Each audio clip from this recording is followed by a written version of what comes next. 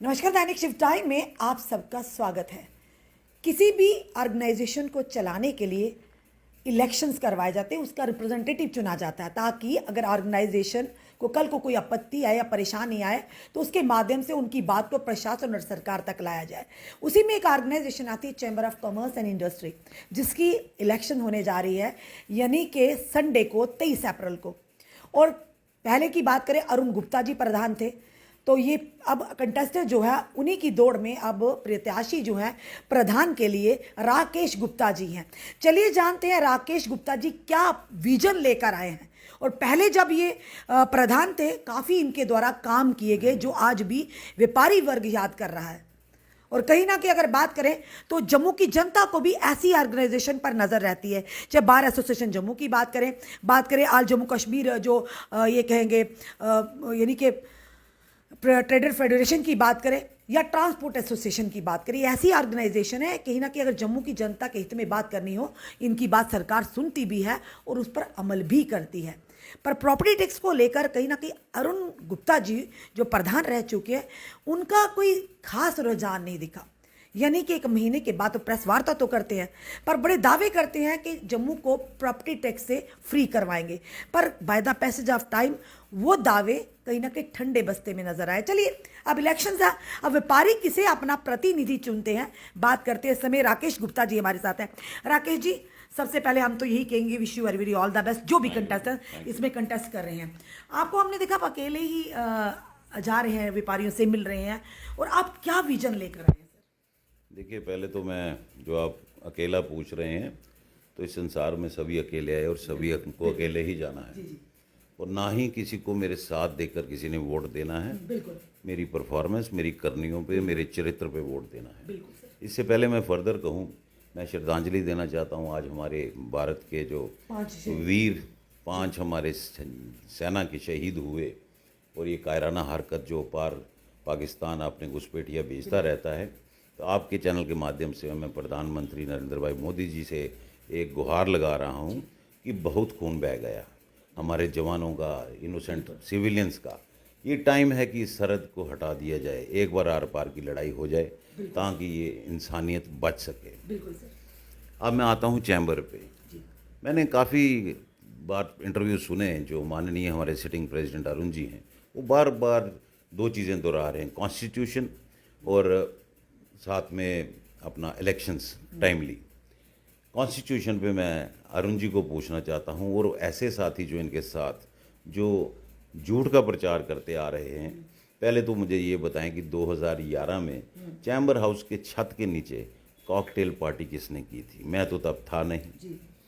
मैंने अपने कार्यकाल में 3 बार माँ के जागरण कराए, मैंने भगवान की मूर्तियों की स्थापना की, मैंने हमारे हिंदुस्तान का तिरंगा का ध्वज नीचे ऊपर पूरी बिल्डिंग में फहराया। क्या अरुण जी मुझे इस बात का जवाब देंगे? कॉन्स्टिट्यूशन में लिखा था कि आप लोग 20 साल चैम्बर हाउस का किराया जीडीए को नहीं देंगे, 15 लाख असल नहीं देंगे, 47 लाख रुपया सूद चढ़ा दिया आपने। क्या कॉन्स्टिट्यूशन ने लिखा था कि 23 साल तक ये लीज डीड चैम्बर के नाम नहीं हुई, जो मेरे कार्यकाल में 23 साल बाद हुई, जिसके ऊपर मेरा ही चित्र लगा है। कहने और करने में बहुत फ़र्क है। 2012 में जब हमारी चैम्बर की टीम, जिसमें माननीय अरुण गुप्ता जी सेक्रेटरी जनरल भी थे, किश्तवाड़ एजिटेशन शुरू होती है और ख़त्म होती है सरकार के घर में। मैं इनसे पूछना चाहता हूँ, आपने कौन सा सौदा उस वक़्त हमारे व्यापारियों का किया जो आज तक 10 रुपये किश्तवाड़ के हमारे व्यापारियों को नहीं मिल सका? जब एजिटेशन करनी होती है सीरियस नोट पे और नॉन पॉलिटिकल, वो एम्स एजिटेशन जैसी होती है, जो चैम्बर हाउस में शुरू हुआ, चैम्बर हाउस में ख़त्म हुआ। हमने एक सपना देखा सुचेतगढ़ बॉर्डर का, प्योरली माई ब्रेन चाइल्ड, आज आपके सामने है। तवी लेक का सपना रिवाइव करवाने का आपके सामने है। मेरे कार्यकाल में एक भी सेल टैक्स या इनकम टैक्स रेड नहीं हुआ। हमारे मुद्दे व्यापारियों के या इंडस्ट्रीज़ के जम्मू कश्मीर के सेम हैं। हमने कश्मीर चैम्बर को भी ऑन बोर्ड अपने साथ रखा, और बड़ी क्षमता के साथ हमने गवर्नमेंट के सामने रिप्रेजेंट की चीज़ें। मैं याद करा दूं, बेस्ट प्राइस खुला 2011 में, राकेश गुप्ता नहीं था। 2021 की बात करें तो रिलायंस खुला, राकेश गुप्ता चैम्बर में नहीं था। लोगों ने विरोध भी किया काफी। जब स्मार्ट बाजार के वक्त इन्होंने फोटो खिंचवाए, सुबह खुलना है, रात को विरोध हो रहा है। देखिए, ये कहना कि हमें, जब सिटिंग प्रेसिडेंट बोल दे कि हमें एलजी समय नहीं दे रहा, हमारी सुनवाई नहीं हो रही, चीफ सेक्रेटरी समय नहीं दे रहा, तो काफ़ी चीज़ें दर्शाते हैं। कहीं ना कहीं ये लिटरली कोलैप्स हुआ है इनका सिस्टम कम्युनिकेशन का, अपनी बात रखने का। मैं नहीं समझता इतने सुलझे हुए लेफ्टिनेंट गवर्नर या हमारे सीनियर ब्यूरोक्रेट्स आपकी बात नहीं सुनेंगे, मगर आप फालतू की बातें अगर लेके जाएंगे जिनका लॉजिक नहीं होगा तो वो कभी आपसे नहीं मिलेंगे। प्रॉपर्टी टैक्स की बात पे मुझे बताइए, मुझे एक लिखित लेटर बता दे चैम्बर जो प्रॉपर्टी टैक्स के मुतल्लक प्रशासन को लिखा गया है। क्योंकि एलजी साहब ने ये भी कहा था आप अपनी जो शिकायत है वो टाइम बाउंड दिया था, उसमें आप कर सकते हैं। अगर आपको आपत्ति है, स्टेक होल्डर जो हैं, जो व्यापारी वर्ग है या दूसरे समाज सेवी हैं, कर सकते हैं। वही हमने भी सवाल करना था उनसे, पर सुबह से हमें 10 बजे का टाइम दिया था। जब हमने ऑफिस में गए, शायद वो हमें इंटरव्यू ही नहीं देना चाहते हैं या फेस ही नहीं करना चाहते। वो उनका माइंडसेट है। मैं आपको बताऊं कि आप बाइट के थ्रू, मीडिया बाइट के थ्रू एलजी साहब को या एलजी साहब के प्रशासन को आप डिमांड्स रख रहे हैं, मुझे लगता है ये बदतमीजी होती है, नथिंग शॉर्ट ऑफ दैट। हर चीज़ का एक प्रपोजल देना पड़ता है। आपने बयान सुने होंगे प्रॉपर्टी टैक्स पे, प्रधान जी हमारे कहते हैं मैं प्रॉपर्टी टैक्स के खिलाफ नहीं हूँ। तो बात यहीं समझ आ जाती है कि माजरा क्या है। ये लोगों को बेवकूफ़ बनाया जा रहा है। मुझे लगता है इंस्पेक्टर राज दोबारा पूरी चरण पे हो रहा है, लेकिन प्रशासन और माननीय एलजी को, अब एलजी साहब को अभी ग्राउंड सिचुएशन अवेयर करने वाला कोई था नहीं। अगर माता रानी की आशीर्वाद से और हमारे जो आदरणीय मेंबर हैं उनके साथ के साथ मैं दोबारा आया तो ये सब कमी पेशियां हम दूर कर देंगे। हम पे ये भी लोग आरोप लगे कि इन्होंने ये पैसा दुरुस्त कर दिया, वो खर्च कर दिया। मैं आपके माध्यम से बता दूं कि हमने बिना चैम्बर के फंड्स के साथ हिस्ट्री में पहली बार 40 लाख रुपया एमएलएस और एमपी से लाया, 25 लाख रुपया कोलिशन सरकार के टाइम लाया और 25 लाख हमने गवर्नर्स रूल में लाया। कुल मिला के 90 लाख रुपया चैम्बर का इंफ्रा इम्प्रूव करने के लिए लाया। उसके बाद हमने क्लब प्रोजेक्ट एक लॉन्च किया जो सपना था सारे मेंबर्स का, 5.5 करोड़ की फंडिंग जिसमें आ जाती है, नक्शा जीडी में सबमिट हो जाता है। और पिछली इलेक्शन के बाद मैं शायद हिस्ट्री में पहला प्रेसिडेंट था जो मिठाई लेके दूसरे दिन ही अरुण जी के घर गया और मैंने बोला election is over, you are our worthy president, आपको कुछ इसमें एडवाइस चाहिए होगी क्लब प्रोजेक्ट में, तो ये उसका टेंडर डॉक्यूमेंट है, सारी डिटेल्स मैंने उनको दी। मगर परिवारवाद, उनके बड़े भाई 1999 में डॉक्टर रमेश जी प्रेसिडेंट थे, उन्होंने एक स्ट्रक्चर खड़ा किया उधर जिसको ऑडिटोरियम बनाना चाहते थे। आज वो 250 सीटर है या 200 सीटर है। हमारी वर्किंग कमेटी का साइज इतना बड़ा हो गया है कि वो अकोमोडेट नहीं हो सकती। मैं पूछना चाहता हूँ माननीय अरुण जी से, आपने करोड़ों रुपया एक ऐसी चीज़ पे क्यों लगाया जिसकी इस्तेमाल की कोई भी हमें, मुझे लगता नहीं कि इस्तेमाल में आएगा। दूसरी बात, आप अब इंटीरियर्स का टेंडर निकाल रहे हैं, उससे पहले कि आप जो सरकारों में होता रहा 370 जब यहाँ पे दशा थी, आपने बिना टेंडर के करोड़ों रुपया कैसे खर्च किया? ये पब्लिक मनी है, लोगों का मनी है। बिल्कुल। फिर ये आरोप लगाते हैं कि हमने पार्टियां की। मैं इनसे पूछना चाहता हूं क्या क्या पाकिस्तान के लोगों को खाना खिलाया या अपने चैम्बर के मेंबर्स के पैसों का उन्हीं को खाना खिलाया? ये बातें सब बेबुनियाद हैं। आने वाले दिनों में मुझे लगता है एक और गंद और कीचड़ फेंकने की कोशिश करेंगे। मैं आपको बताऊं कि जहां प्रधानमंत्री जी का नारा है बेटी बढ़ाओ बेटी बचाओ, वुमेन एम्पावरमेंट की बात होती है, हमने इतने प्रोग्राम्स किए, उस पे भी इन्होंने ऐसी ऐसी बातें की हैं। मुझे लगता है इनके घर की बहू बेटियां अगर सुनेंगी तो शर्मसार हो जाएं। कल एक वीडियो भी किया था उसी के ऊपर कि इस तरह की टिप्पणियां करना, वाकई अभद्र भाषा का प्रयोग करना, वो बड़ा ही निंदनीय है। किसी भी घर की बेटियां सांझी होती हैं, बहुएं सांझी, इस तरह की बात करना, वो भी इलेक्शन के लिए। ये कोई एमपी का, एमएलए का या प्रधानमंत्री का इलेक्शन थोड़ी ना, ये तो एक छोटा सा इलेक्शन है। इलेक्शन कोई भी हो, पर ये चीजें बेबुनियाद चीजें, किसी की बच्चियों के ऊपर कोई इल्जाम, मर्यादा को मेंटेन करना, शर्म आनी चाहिए ऐसे लोगों को, शर्म से इनको डूब मरना चाहिए। मैं सिंपली कहूँगा ये नहीं होनी चाहिए। सर एक चीज़ मैं ज़रूर जानूंगी, जिन व्यापारियों ने, जब आप थे उसके बाद अरुण गुप्ता जी प्रधान बने, जिन व्यापारी वर्ग ने उन पर विश्वास जताया, क्या लगता है उसके विश्वास पर, आप भी तो उसी में आते हैं, क्या उस विश्वास पर खरा उतरे हैं अरुण गुप्ता जी? देखिए, और एक चीज, सिर्फ व्यापारी वर्ग क्यों, जम्मू की जनता भी तो इन ऑर्गेनाइजेशन पर विश्वास करती है ना सर, कि कोई भी आपत्ति होगी, ट्रांसपोर्ट वेलफेयर एसोसिएशन की बात करें, बार एसोसिएशन की बात करें, ट्रेडर्स की बात करें या चेंबर ऑफ कॉमर्स की बात करें, ये हमेशा जनता के हित के लिए लड़ेंगे और कहीं ना कहीं जीत भी हासिल करेंगे। पर लोगों को प्रॉपर्टी टैक्स को लेकर काफ़ी निराशा हुई, भले ही अब सीधे होकर या नाराज होकर या गुस्से होकर टैक्स तो देना होगा, पर कहीं ना कहीं विफल नजर आए हैं ये ऑर्गेनाइजेशंस। देखिए, मैं आपको पहले अपनी फार्मा ट्रेड का एग्जांपल देता हूँ, जिसको मैं बिलोंग करता हूँ। हम एसेंशियल कैटेगरी में आते हैं, हम बंद नहीं कर सकते। मुझे याद है 2021 में इन्होंने रिलायंस के खिलाफ कॉल दी और हमने कानून के खिलाफ जाते हुए, क्योंकि हमारे माननीय प्रेसिडेंट CCI जिसको मैंने हेड किया हुआ है, मैंने अपने मेंबर्स को बोला बंद रखिए।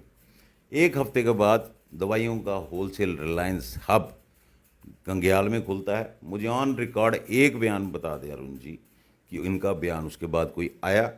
ये जितने भी बंद कॉल्स थी, सिर्फ एक मीडिया न्यूज़ बनाने के लिए, अपना दबाव प्रशासन पे बनाने के लिए चीज़ें की गई। इन्होंने यहाँ तक, जब हमारा क्लब प्रोजेक्ट बंद करके हमारे मेंबर्स का 47-50 लाख रुपया GST का नुकसान करके जब भूमि पूजन किया, तो उस वक़्त के माननीय डिवकॉम लंगर साहब से भी इन्होंने धोखाधड़ी की है कि उस वक़्त अप्रूवल नहीं हुआ था पास होने का बिल्डिंग का।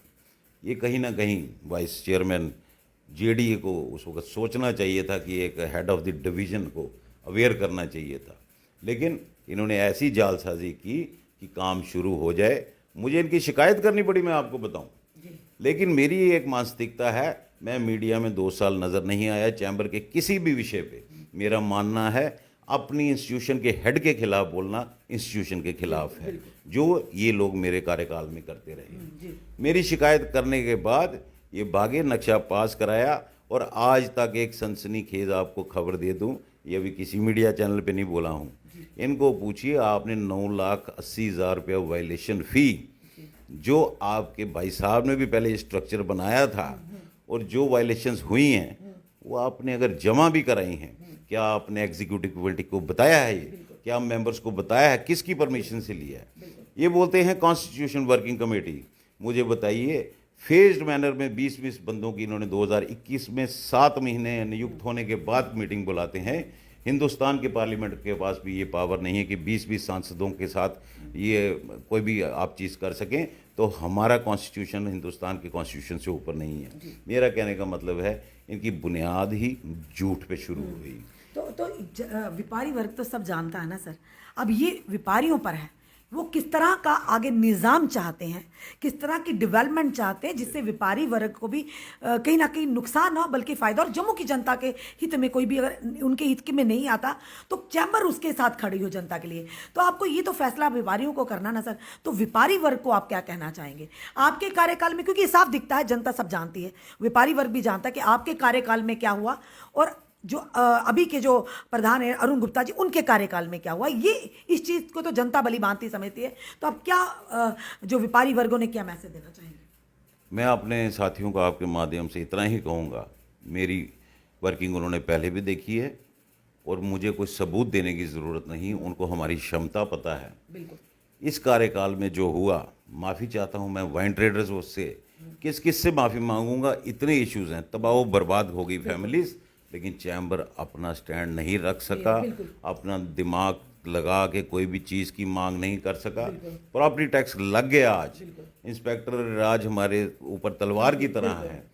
मैं अगर नियुक्त होता हूँ सबके साथ के साथ और माता रानी के आशीर्वाद के साथ, मैं हर चीज़ को सरल कराऊंगा, और मेरा वादा है ये इंस्पेक्टरी राज को मैं चलने नहीं दूंगा। आप देखिए, आज हमारा छोटा इंडस्ट्रियलिस्ट मर रहा है, बड़ा इंडस्ट्रियलिस्ट को इज्जत चाहिए, उसको और क्या चाहिए, सब्सिडी नहीं चाहिए गवर्नमेंट की, उनको रिकॉग्नाइज नहीं किया जा रहा। काफ़ी कुछ चीज़ें करने वाली हैं, और मैं ये बार बार बोलते हैं जना फ्रूट मंडी, सब्जी मंडी, लीज डीड, आपने क्यों नहीं करवाई अभी तक? आप किस लिए वापस आना चाहते हैं? गांधीनगर पुलिस स्टेशन के बाहर खड़े होकर गुहार लगाना चाहते हैं, और या फिर जब ढांगरी में हमारे लोग मारे गए आपने, जिसके लिए हम शर्मसार हैं, क्या मुंह लेके हम उधर जाएंगे? और हमने भी सवाल किया, वो कह रहे थे मैं यहाँ पर नहीं था, तो मैंने कहा आप नहीं थे, बाकी टीम तो मुझे बताइए, यहाँ पे नहीं थे क्या? पाकिस्तान में थे वो? सोशल मीडिया उधर भी चलता है। घर में अगर किसी के ऐसा हादसा हो जाएगा, तब भी क्या यही बयान देना था? मुझे शर्म आती है कि हमारे प्रधान ने जो ये काम किया है उसके उनके बिहाफ पर मैं पूरे डांगरी के उन परिवारों से माफ़ी मांगता हूँ। और ऐसी हरकतें ना तो हमारे मेंबर्स बर्दाश्त करेंगे, ना मैं करूँगा। ये 23 तारीख को जनता जनार्दन है, मुंह तोड़ जवाब देंगे वो। धन्यवाद राकेश जी हमारे साथ जुड़ने के लिए। चैम्बर की इलेक्शन जो कि 23 अप्रैल को होने जा रही है और राकेश गुप्ता जी पहले भी प्रधान रह चुके हैं, उनके कार्यकाल में कैसे काम किए ये हम नहीं कहेंगे भाई, ये आप व्यापारियों ने तय करना है। और अरुण गुप्ता जी जो अभी के प्रधान थे, उन्होंने उनके कार्यकाल में किस तरह के काम हुए, खास करके जनता के मुद्दों को लेकर, इसमें कोई दुराहे नहीं है। आप भी जानते हैं, हम भी जानते हैं, जब छोटे छोटे व्यापारियों ट्रेडर्स एसोसिएशन ने जबकि रिलायंस स्टोर खुलने पर प्रदर्शन किया था, तो क्या वो रिलायंस स्टोर बंद हुए? और उसके बाद प्रॉपर्टी टैक्स के लिए जब अरुण गुप्ता जी ने प्रेस वार्ता की थी, उन्होंने कहा हम नहीं लगने देंगे। तो हम अरुण जी से पूछते हैं, तो क्या आपने बंद करवा दिया? और उसी के चलते डांगरी में इतना बड़ा आतंकी हमला हुआ, कितने लोगों की जानें गई, कितने लोग जख्मी हुए। और काफ़ी देर के बाद उन्होंने प्रेस वार्ता की। जब हमने अरुण जी से पूछा कि अरुण जी इतनी देर के बाद, तो उन्होंने कहा कि मैं यहाँ पर नहीं था, मैं कहीं और था, बाकी टीम तो आपकी यहीं पे थी ना। क्या सिर्फ आपकी वजह से ही चैम्बर ऑफ कॉमर्स की ये टीम है? यानी लोगों के विश्वास पर, लोगों को ऐसे इंस्टीट्यूशन पर विश्वास है। अगर चैम्बर ऑफ कॉमर्स की बात करें, बार एसोसिएशन की बात करें, all Jammu Kashmir transfer welfare association की बात करें, ट्रेडर्स की बात करें, जनता की उम्मीदें इनसे जुड़ी हैं। अगर आप एक भी उम्मीद पर खरा नहीं उतरे तो हमें नहीं लगता कि जनता जनार्दन है, जनाब व्यापारी वर्ग है, इन्होंने खुद ही अपना चुना, क्योंकि हमारा तो इसमें जनाब कुछ नहीं है। पर हाँ, जहाँ पर जनता के हित के लिए जो लड़ेगा, जो जनता के हित का काम करेगा, जो व्यापारी वर्ग, छोटे छोटे व्यापारियों की परेशानी को समझेगा, हमें तो लगता है जनाब जनता जनार्दन व्यापारी वर्ग खुद समझदार है। किसे अपना प्रतिनिधि चुनना है जो आपके साथ शाना बशाना खड़ा हो, या सिर्फ प्रेस वार्ता के माध्यम से आप तक बात रखे। अपने कमेंट, अपने सुझाव हमें ज़रूर दीजिए। इस वीडियो को जितना हो सके शेयर कीजिए और अपनी राय रखिए। आप किसे अपना प्रतिनिधि, व्यापारियों के लिए खासकर किसे अपना प्रतिनिधि चाहते हैं, आप जुड़ रहे हमारे साथ अगले अपडेट के लिए। जय हिंद, जय भारत।